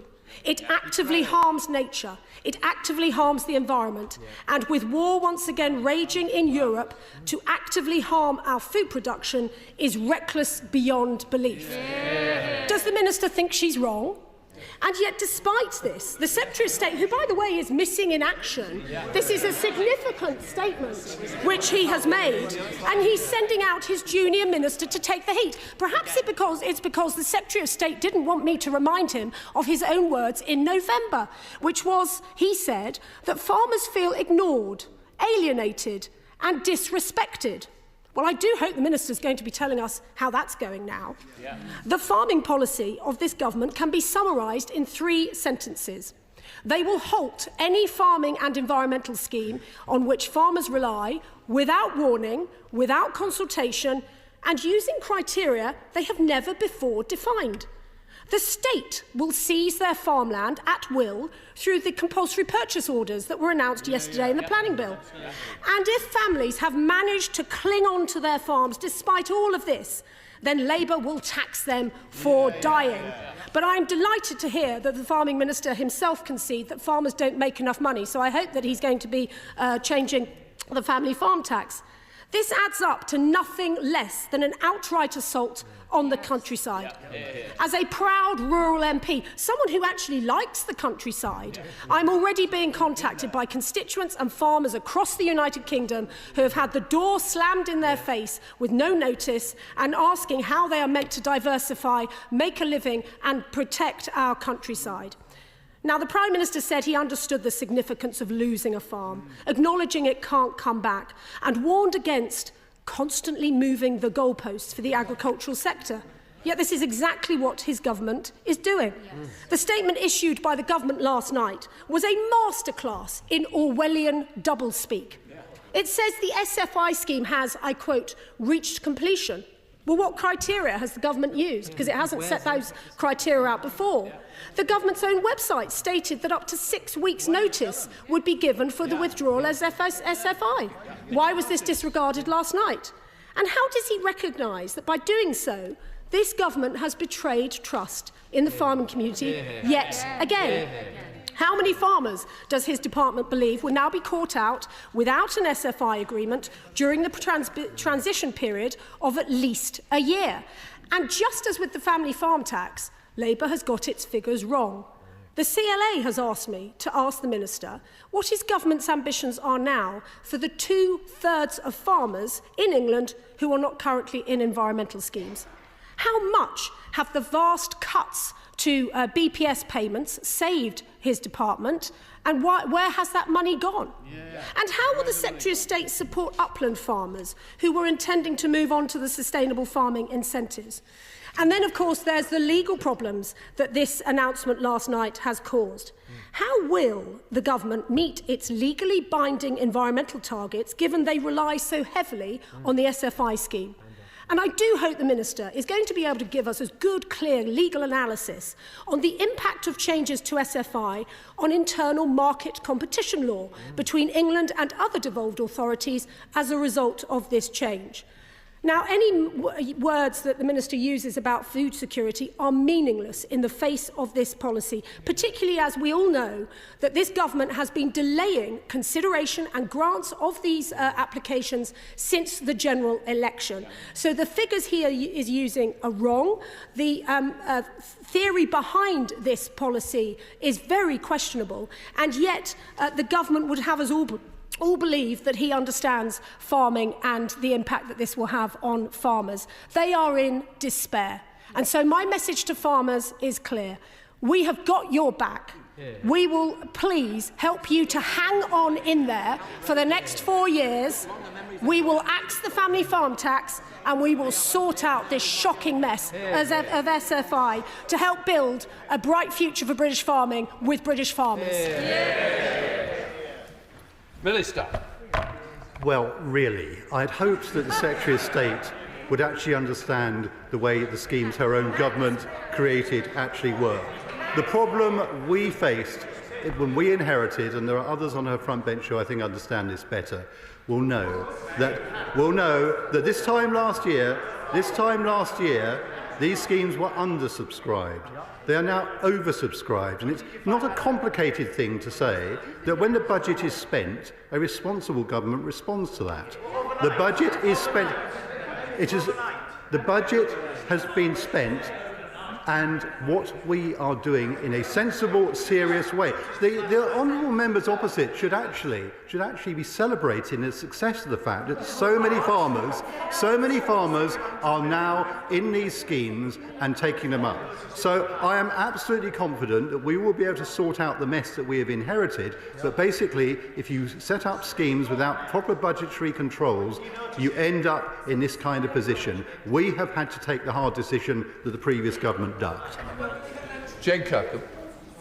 Thank you, Mr. Speaker. Could the Minister confirm that ELM's scheme agreements will remain in place under this Labour government, including SFI, and there will be a new and better targeted SFI on offer as soon as possible, with details to follow in the spending review? Minister. I thank my honourable friend for her question. It's absolutely the right point, and that's what we should be doing, reassuring people out there that people who are in schemes absolutely safe, absolutely carrying on as before. But the basic point is that when a scheme is full, it's full.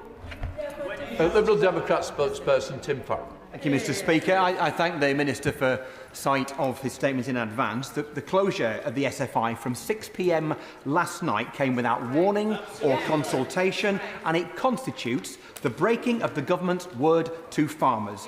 Farmers are already losing their basic payment this year, but are now excluded from the very scheme designed to replace that. Hasn't the Minister then broken his word to farmers and to all who care about nature?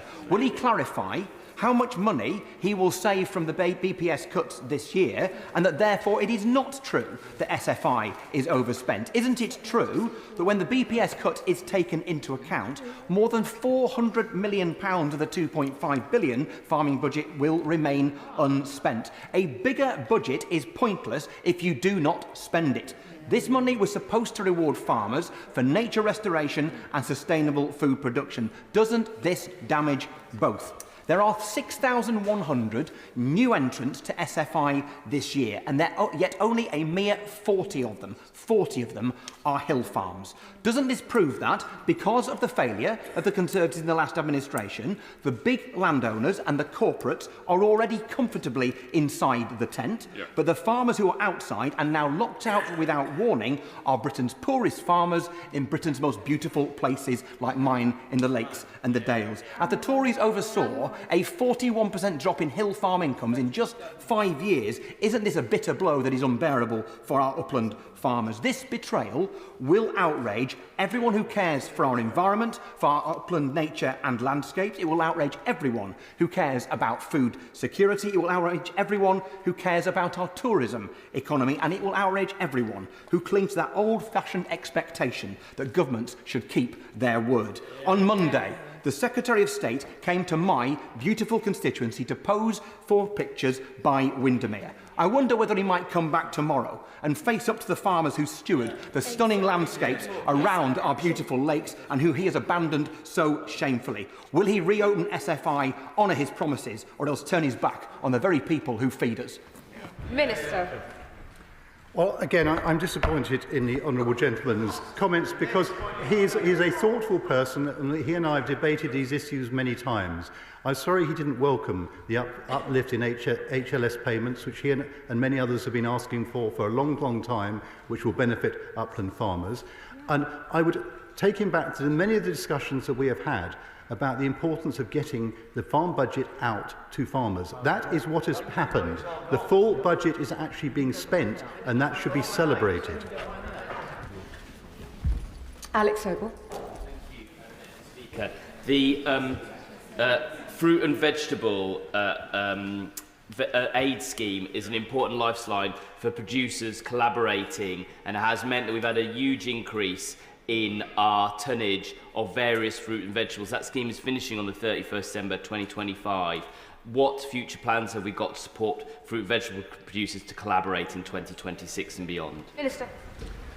I thank my honourable friend for his question. It's an important one. That is, of course, an EU legacy scheme, and we're considering the best way of taking that forward in future, but we're absolutely committed to supporting and working with the horticultural sector. We have around 35 minutes remaining. Questions have to be short and the Minister's response has to be on point and tight as well. Father of the House, Ted Woodley. Will the Minister leave for a moment the hallowed cloisters of Cambridge and accept my invitation to take a rural ride through Lincolnshire, the breadbasket of England, to meet my farmers? Does he agree that sustainable farming is the key to food security, and therefore will he take up with his colleagues in the Department of Net Zero why they're covering 15% of Lincolnshire with solar farms, in addition to taking away this grant? Minister. Well, again, I'm grateful to the honourable gentleman for his question. I'd always be happy to visit Lincolnshire. I've done it on a number of occasions. But on the question of how we allocate our land, of course, it's very important that we make sure that the new land use framework works effectively, because that's the most rational way of making those decisions. Julie Minns. Thank you, Madam Deputy Speaker. It's extremely welcome that under this government more money has been spent on schemes and more farms are in schemes than was the case under the last government. However, there are smaller farms like those in my constituency of North Cumbria who would not have had their plans as far advanced as their larger neighbours, along with their consultants. Can I ask him to outline what support will be available to those smaller farms going forward? I'm very grateful to my honourable friend, because she absolutely touches on the critical point that the schemes we inherited had no way of prioritising properly. It was a first-come, first-served scheme. So the kind of farmers that she's describing were disadvantaged. Now, we've had to work with a scheme that we inherited. We were very clear when I took over that we were not going to immediately overturn the existing system. We wanted to give people confidence about the future, but when we come to redesign the scheme, we can design it better to address the issues that my honourable friend has raised. Chair Alistair Carmichael. Thank you, Madam Deputy Speaker. I note the Minister's complaint that he inherited an uncapped budget. Can he tell the House, is this something that he just noticed on Monday, that he had to close the scheme without warning on Tuesday? On the 14th of January, the Director General from his department in charge of food, biosecurity and trade told my select committee, "I do not think we can expect that every single farm will be viable, but if we are talking about 92–93% having the opportunity of productivity improvements, that's what we are aiming for." In other words, the government's aim is to lose 7 to 8% of our farms. What will that figure be after today's announcements? Well, I'm always grateful for questions from the right honourable gentleman who chairs the Select Committee. Those figures on future farm viability, of course, go all the way back to the Agriculture Act, where there was a serious attempt made to assess future farm viability. Now, this is why the Secretary of State and I are so determined that we absolutely address those problems around farm viability. They're not going to be supported forever by the public purse. We know that. So it's very important that we address all those range of issues, but I'm very happy to have a further conversation with him. Sam Rushworth. shares with me a wish to see a bit more humility from the party opposite, given their failure to get the agricultural budget out of the door. But I would ask the Minister to please, if I could hear myself think a moment, Madam Deputy Speaker, if I could hear myself think, I would ask the Minister to ensure that every penny in SFI arrangements will be paid to farmers, but also that those who've already applied and who are eligible will have their applications taken forward. I thank my honourable friend. I very much enjoyed visiting his constituency and talking to farmers there about these issues, and I can actually absolutely give him that commitment. Wendy Morton. Thank you, Madam Deputy Speaker. For those who have farming businesses, how does the Minister expect them to plan for the future when he sneaks an announcement out, like his department did last night, despite a message on his website saying we would give you 6 weeks' notice of any closure? What does he have against our farmers and against our food producers? Well, the only thing I've got anything against is the previous government who set this scheme up in the first place and set it up in a way in which in 22, SFI 22 was closed in exactly the same way, SFI 23 was closed in exactly the same way, SFI 24 is only different in one sense, in that it is now oversubscribed rather than undersubscribed, and as a consequence, it would not have been possible to give notice because it would lead to a further spike in applications. Thank you, Madam Deputy Speaker. As the Minister has just alluded, it's called SFI 24. Might that be a clue in the title, and therefore it's perhaps less surprising than people are saying, given that it's now 2025? Well, I'm grateful to my honourable friend, and she makes a very sensible point, which is that we saw a succession of schemes announced by the previous government. What I want to get to is a scheme that will work for the long term. And she's absolutely right that I'm afraid the way it was set up by the previous government, it was first come, first served. Thank you, Madam Deputy Speaker. And the overnight withdrawal of this funding is yet another blow against many of my farmers in King Swinford and South Staffordshire. The Minister still hasn't answered why he has broken his word that was clearly set out on the government website to give at least 6 weeks' notice, nor the chair of the Select Committee's question about if the reason for doing so was because the budget had become exhausted. When did that first come to his attention? Was it really yesterday afternoon? Well, it first came to my attention 5 years ago during the passage of the Agriculture Act when I warned exactly that this would happen, because if you move from a basic payment system where everyone has an entitlement to a system that is based on bidding, this is what happens. So perhaps he should have woken up 5 years ago. Cat Smith. Thank you, Madam Deputy Speaker. I thank the Minister for coming to the House to make the statement. However, I did wake up this morning to many emails in my inbox from farmers across Lancaster and Wyre, and I would like to invite the Minister to join me, because I'm going to accept the invitation from my constituent Kath to visit her farm, because she was in the situation of her SFI application was ready to go. She's coming out the countryside stewardship agreement, so therefore she's been left in limbo, and I wondered if whether or not he would join me in meeting farmers across Lancaster and Wyre. Minister. Well, as I've said to many honourable members, I'm always happy to try and meet farmers whenever I can, and I'll add her to my list. But I absolutely understand the point she is making, but this was a fundamental problem with the schemes as designed that we have inherited. We need to do better in future, and that is what we will do as we redesign it. Andrew George. Thank you, Madam Deputy Speaker. What assurance can the Minister give farmers in my constituency, which were recently designated a SSSI in the Penwith area, as well as being supported, of course, by a recent designation of landscape recovery as well? Now they seem to be in a position where there's going to be no support for it at all. How are they going to adjust to this new regime, and what assurance can he give my farmers that the funding will be in place to support their actions in the SSSI? Minister. So there's some complexity in that question which I might need to address directly with the honourable gentleman, but landscape recovery is absolutely not affected by this, so it depends upon the exact nature of the application. Campbell-Savers. Thank you, Madam Deputy Speaker. Can the Minister confirm more about the timetable for SFI 25 to provide some reassurance to my farmers in Penrith and Solway that we are going to deliver? And can he also explain a little bit more about how we ensure that more of my hill farmers get into the SFI scheme, which the last government failed to deliver on? Minister. As I said, I'm grateful to my honourable friend for his question. It's an important one because we will be working with farmers and organisations to redesign the scheme so it addresses that very question. Now, that will be taking place over the summer this year. And we'll, obviously, once we've had those conversations, we'll be able to announce exact timings. But he's absolutely right to raise the point that there has been no fair allocation of resources. It has been just on a first-come, first-served basis. Charlie Dewhurst. Thank you, Madam Deputy Speaker. Now, the Minister's own statement here says this decision is about investing in long-term stability. First, we've had the body blow of the family farm tax. We've had the reduction in BPS. We have the pulling of capital grants. And now the cancellation of SFI. How is any farming business expected to invest in the long term? Minister. The honourable gentleman is a sensible person who we've had many discussions with him over the years. When he says pulled, what he means is the budget was completed.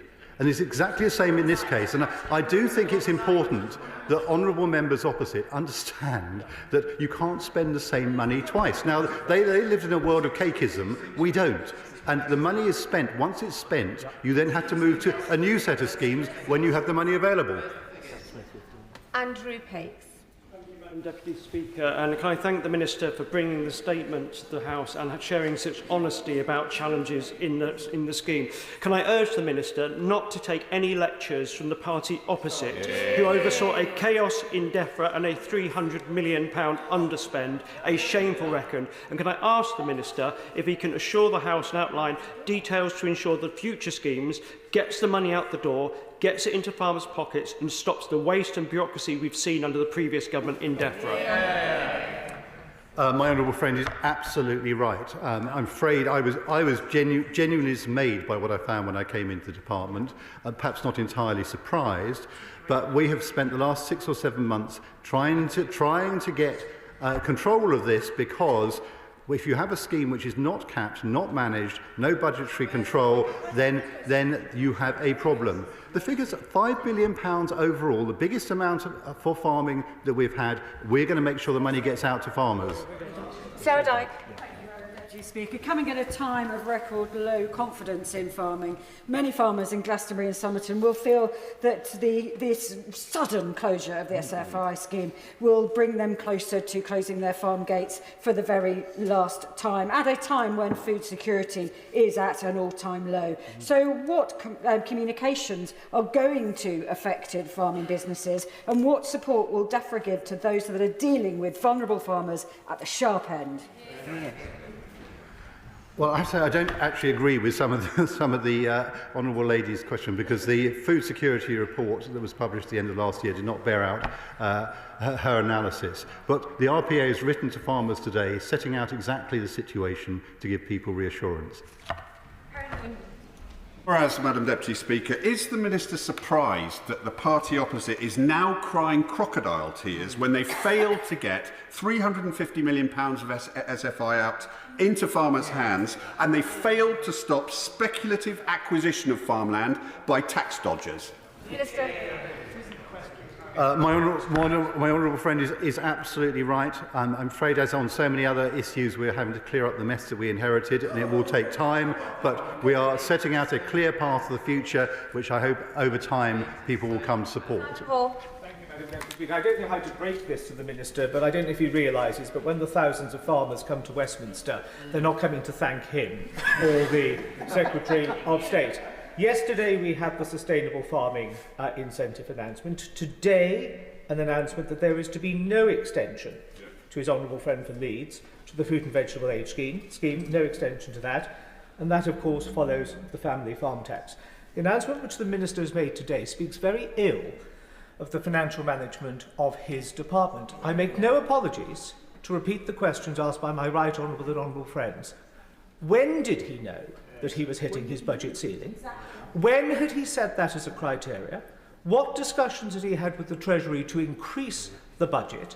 And why was he deliberately, I presume, misleading farmers by pledging a 6-week notice period, and it wasn't even 6 seconds? Just before the Minister responds, the honourable member, he knows that he cannot use the term deliberately misleading, so I'll ask him to withdraw that statement. Inadvertently misleading. Inadvertently misleading. No.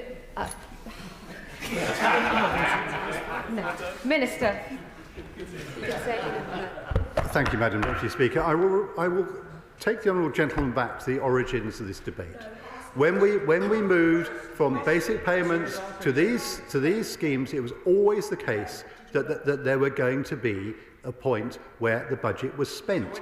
So we've known it for 5 years. We've known it for 5 years. That would. Terry Jeremy. Thank you very much, Madam Deputy Speaker. Having spent several weeks and months encouraging farmers to access this scheme, naturally I'm disappointed with the closure and hope that there will be a replacement in short order. But the fact that I can find so many farmers in my constituency and elsewhere that weren't accessing this scheme, is that not evidence of the party opposite failing farmers over so many years? Well, I thank my honourable friend for his question. Actually, of course, the thing is that many farmers are now in these schemes and benefiting from them. And also, we're getting the environmental benefits that the whole process of transition away from basic payments to the environmental land management schemes was designed to achieve. So let me pay some credit to the party opposite. They set this train in motion, essentially. But what they didn't do was set up the schemes in a way that could properly be managed, and that is what we are now doing. Ellie Childs. Thank you, Madam Deputy Speaker. Yesterday, this government pulled the rug out from underneath thousands of farmers by cancelling the SFI with zero notice, shamefully, despite saying that they would give 6 weeks, but without putting in place anything to support farmers going into the future. My inbox this morning is full of emails from multiple farmers despairing, who were on the point of submitting an application, had no way of planning for this, and now are utterly left in the lurch. How does the Minister expect the UK to make that vital transition to nature-friendly farming, boosting UK food production, if this is how they treat farmers? Well, absolutely astonished at the honourable lady's contribution. She should be celebrating the fact that so many farmers are now farming in an environmentally sensitive way. And I'd invite her to help us make sure that in future these schemes work better. But this is actually a cause for celebration about the benefits of these environmental land management schemes. Chris Hinchcliffe. Madam Deputy Speaker, I've also been contacted by concerned and impacted farmers in North East Hertfordshire. Can the Minister assure me that the revamped SFI alluded to will allow farmers to plan seasons ahead over the remainder of this Parliament as they need to? Minister. I'm grateful to my honourable friend for his question. Quite clearly, over the last 5 years, we have all known that this was a transition that was happening. There was always going to be a point in this transition when we moved from basic payments to environmental land management schemes where it would be down to people applying for these schemes. So I understand my honourable friend's concerns. What I would encourage farmers to do is apply early in these schemes. It was a first-come, first-served scheme before. In the future, we'll try and make sure there's a better process for allocating, but that's the system we inherited. Adam Dance. One of the key messages from farmers at my forum I held in my constituency, Yeovil, was that they have lost trust in this government and investing in sustainable farming. Does the Minister recognising ending SFI with no warning has only worsened the loss of trust? And what plans does the government have to restore Yeovil's farmers' confidence in this government? Well, I hear the honourable gentleman's question, but I would say that the fact that we've got so many people in agreements, so much land actually being farmed within these agreements, shows that many people in this country have absolute confidence in what we're doing.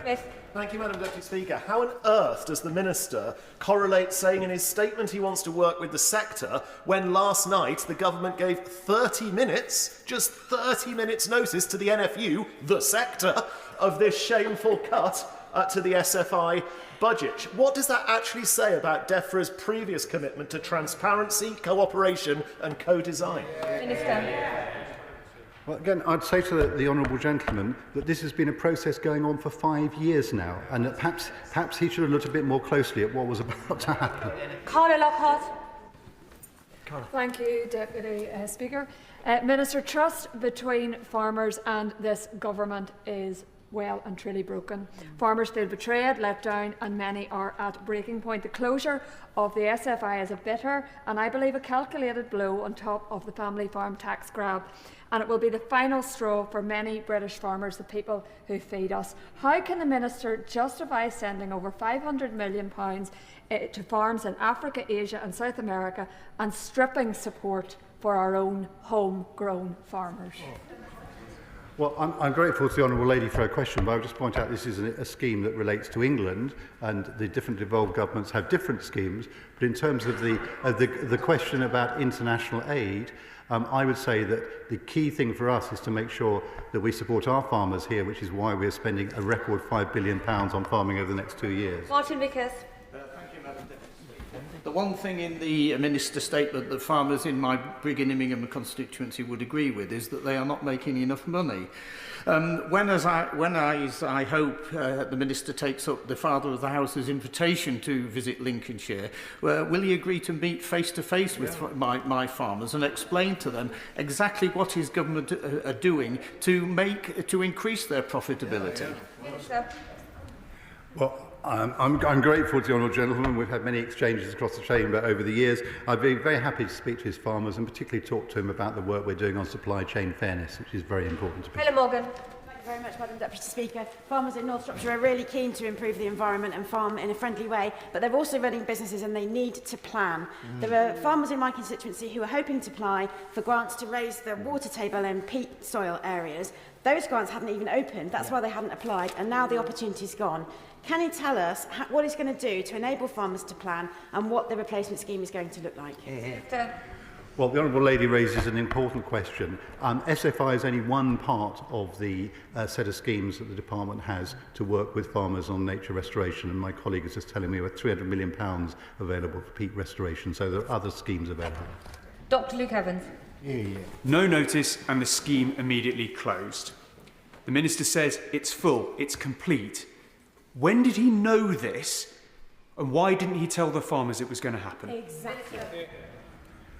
I think there's still a misunderstanding about how these schemes work. If you have a first-come, first-served scheme, and people have known for weeks and weeks and weeks, months, that it would be full at some point. So there comes a point where you have to make a decision, and if you are working within your budgets properly, you can hardly say a week or two before that suddenly it's going to close, because you then get a spike in applications. It's like a run on a bank. I'm afraid, basically, when the scheme is finished, it's finished.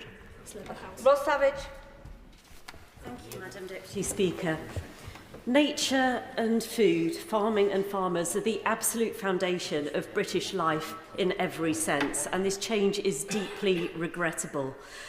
Can the Minister assure this House that every support will be given to farmers to adapt to these changes and to give them the help with the time, the technology that they don't have? They are already on their knees.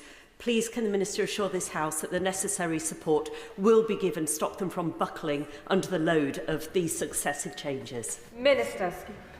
Well, I hear the Honourable Lady's question, but I'll just repeat to her, with 50,000 farmers in ELM agreements, the majority of farmers are already working with us to make that change to environmentally friendly farming.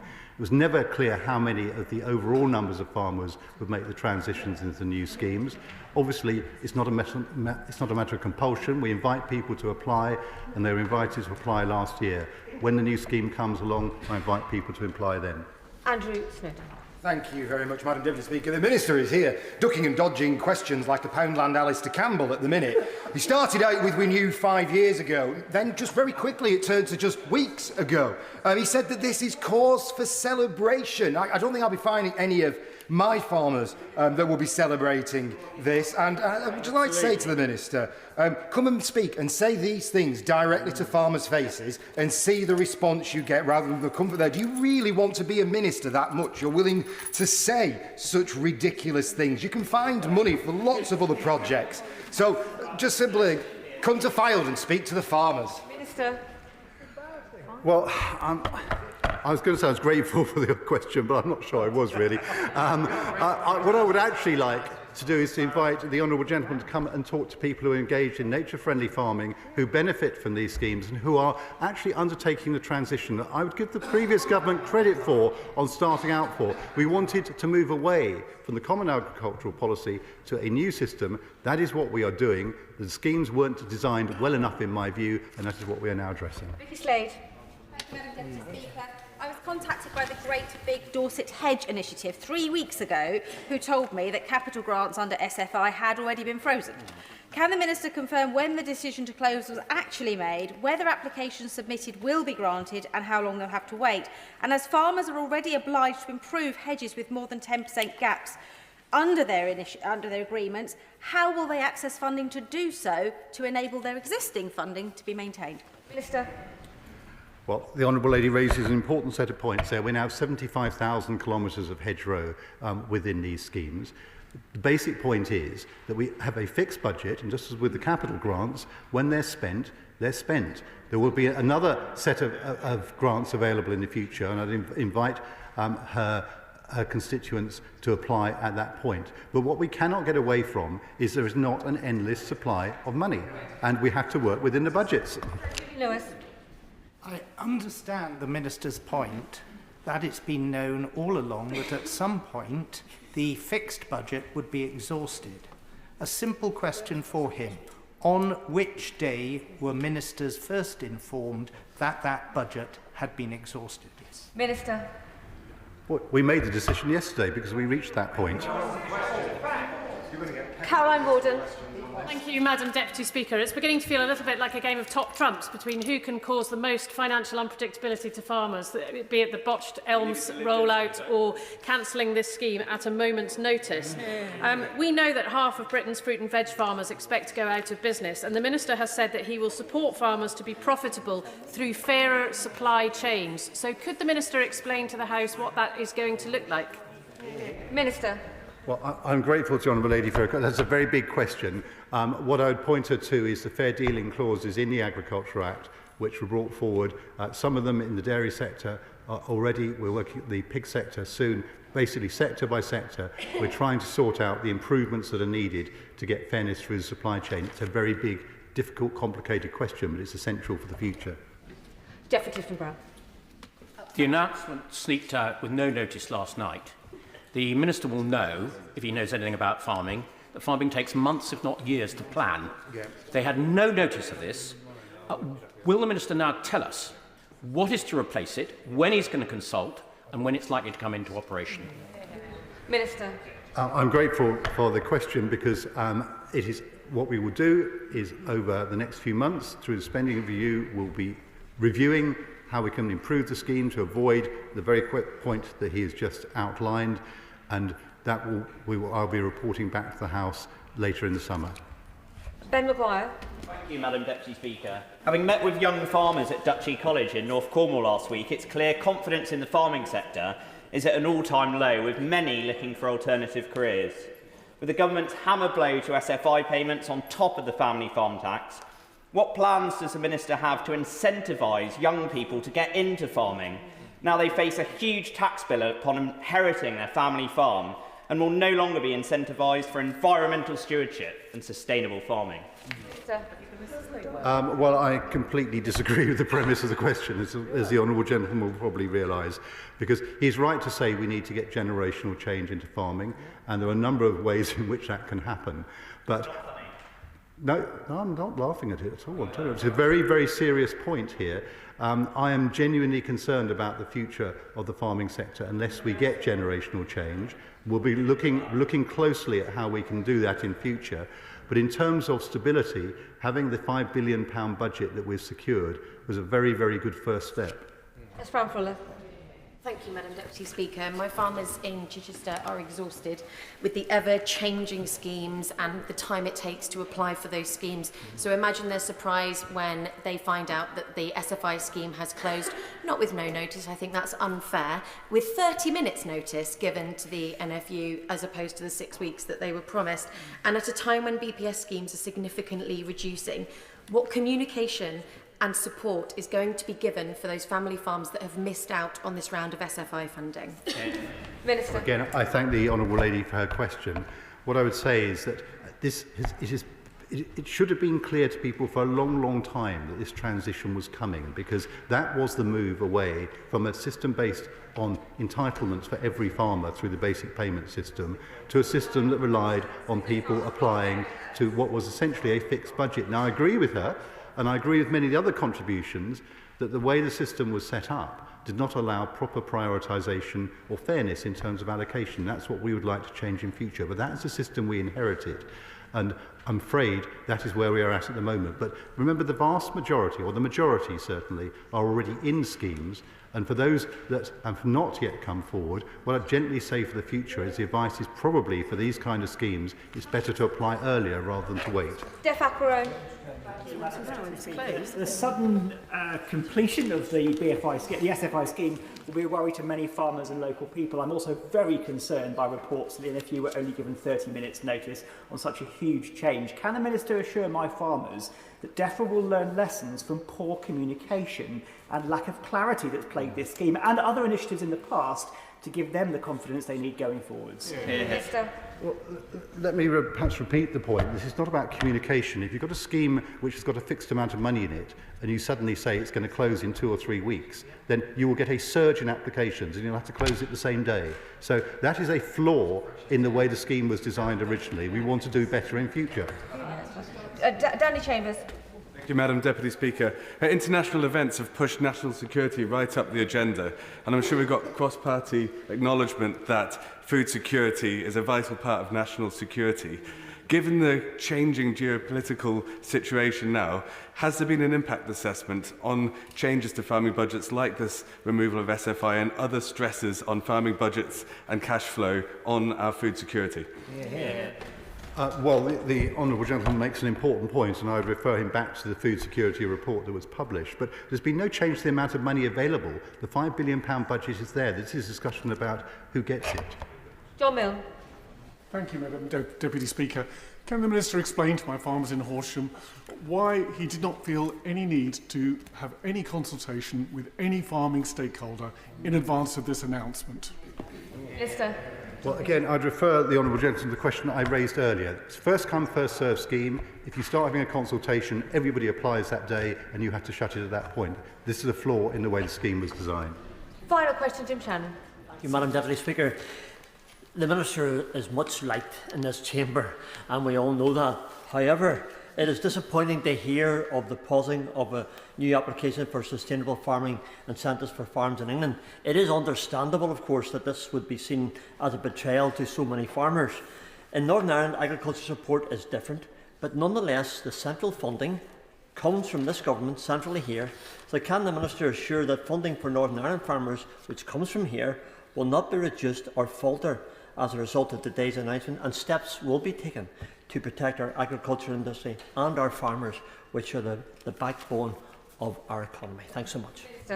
Well, I thank the Honourable Gentleman for his kind words, and I suspect we shall renew our acquaintance in Westminster Hall this afternoon. But I can assure him that this announcement will make no difference to the funding arrangements for Northern Ireland. That concludes the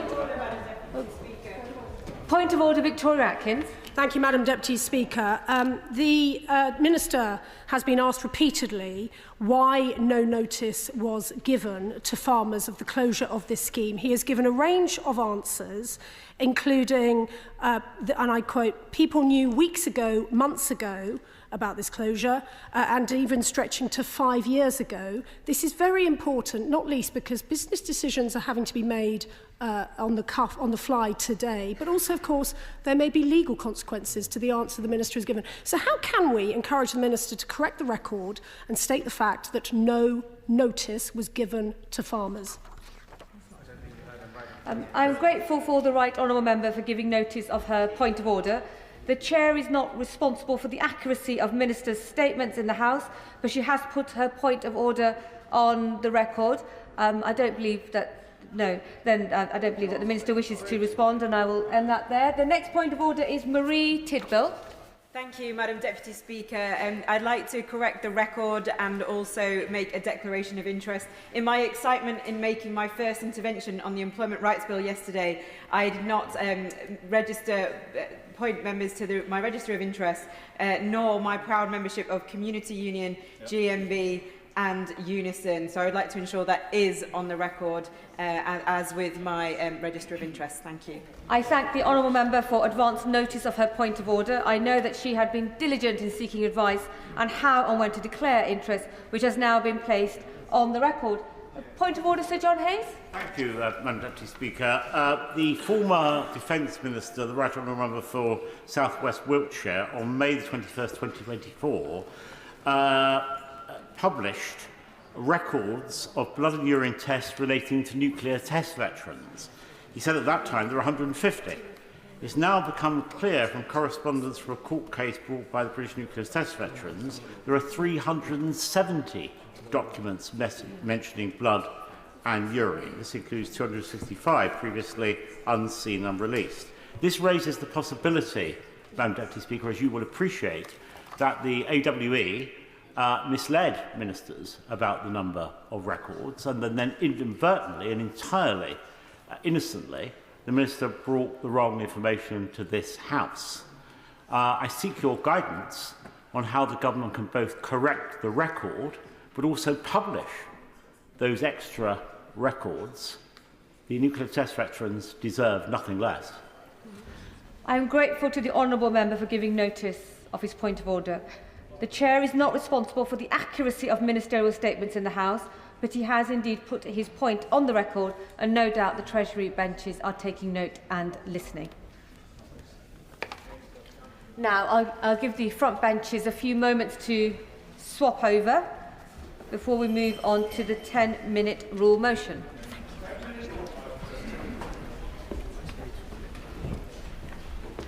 10-minute rule motion, Liam Conlon. Thank you, Madam Deputy Speaker. Madam Deputy Speaker, I beg to move that leave be given to bring in a bill to require the Secretary of State to report to Parliament on the potential merits of disregarding payments received under the Mother and Baby Institutions Payment Scheme operated by the Government of Ireland for the purposes of taxation, means-tested social security payments and social care capital limits, and for connected purposes. Madam Deputy Speaker, Filamina Lee was 18 years old when she became pregnant in 1952 and was sent to Sean Ross Abbey Mother and Baby Home in Roscrea, County Tipperary in Ireland. Here Filamina gave birth to her son Anthony, and here they both lived until Anthony reached the age of 3 and Filamina was cruelly forced to give him up for adoption. Anthony was sold to a couple in the United States. Filamina would never see him again. Almost 60 years on, Filamina's story reached a global audience when it was made into the Oscar-nominated film Filamina, starring Dame Judi Dench and Steve Coogan. The film chronicles the time Filamina spent in Sean Ross Abbey and her painstaking search for her long-lost son decades later with the help of author Martin Sixsmith. I wish Filamina's story was an isolated one. Sadly, it is not. Filamina is one of tens of thousands of women and their infant children who spent time in mother and baby homes across Ireland for the perceived sin of becoming pregnant outside of marriage. The women were regularly used as unpaid labour, and infant mortality was alarmingly high. They experienced harsh conditions, mistreatment and abuse, both physical and psychological. In certain homes, women were routinely separated from their children, with some being adopted against the wishes or even knowledge of their mothers, as happened to Filamina Lee and her son Anthony. As a direct result of the abuse and trauma they experienced, many mother and baby home survivors moved to England.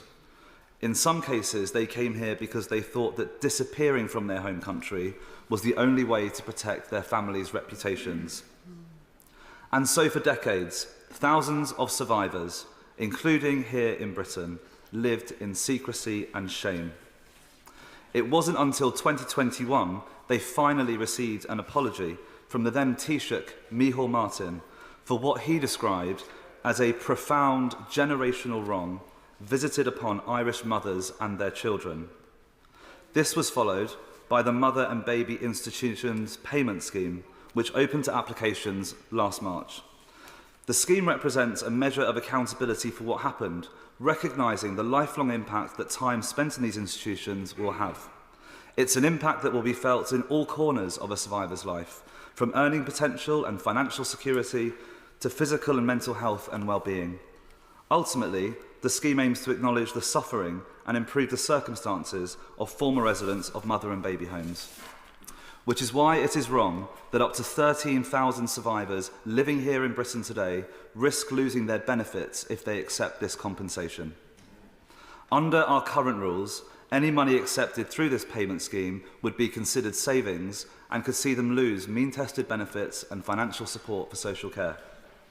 For some, it is deterring them from making any application at all. It's one of the reasons why only 5% of survivors in Britain have applied so far. And for others, having received a compensation offer, they are now having to weigh up whether it is worth accepting the money or if to do so would sink them into a worse financial situation overall. This includes a survivor from the north of England who has shared her story with me. This woman, who experienced harrowing abuse over several years, applied to the payment scheme in September of last year and received an offer soon after.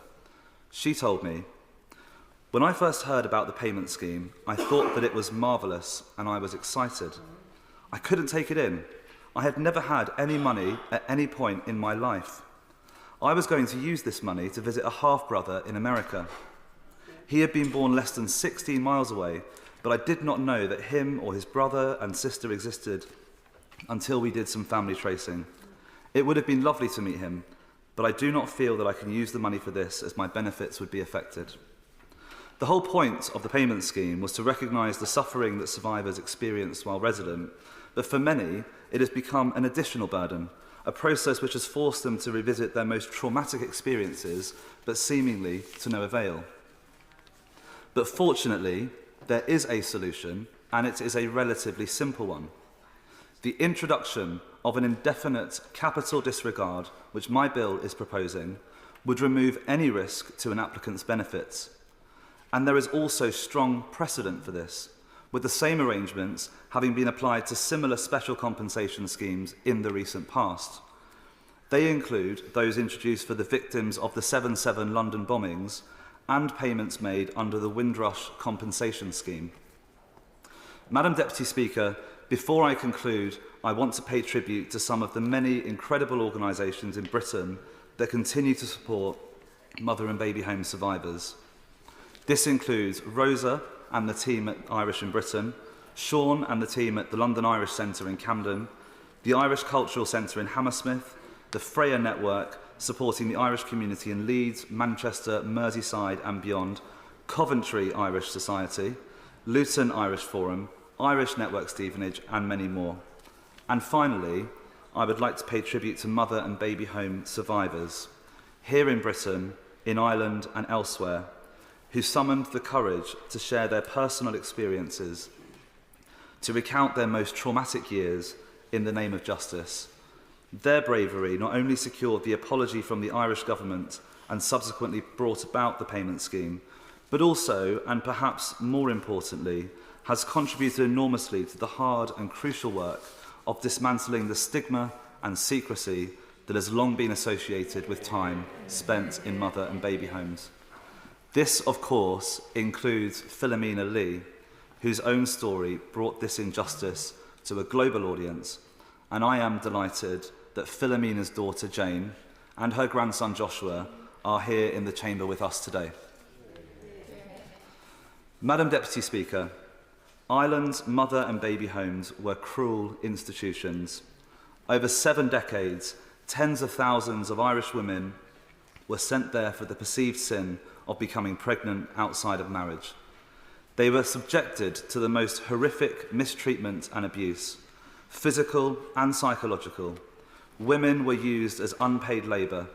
They had their children forcibly adopted, sometimes overseas, never to be seen again. The women and children fortunate enough to leave the institutions often came here to Britain. They came here to escape the stigma and shame and build a new life. And there are more than 13,000 survivors living here today. Last year, the Irish government opened a long-awaited compensation scheme for those survivors. It is a small but important mark of accountability and redress for what happened to them. But thousands of survivors in Britain today cannot access this compensation without being penalised for it. If they do, they will lose any means-tested benefits or financial support for social care. Just as we did for the Windrush families, we must now change the law to ensure that compensation payments for victims and survivors are ring-fenced. This bill, Filamina's Law, named after the inspirational and courageous Filamina Lee, will achieve that. I am proud to bring it to the House today, and I hope in the months ahead we will see a change in the law so we can deliver justice for survivors and show them the kindness and respect they have so often been denied in life. Thank you. The question is, please be seated, Ms Conlon. The question is that the honourable member has leave to bring in the bill. As many that opinion say aye? Aye. Many that opinion say aye? Aye. The contrary, no. The ayes have it. The ayes have it. Who will prepare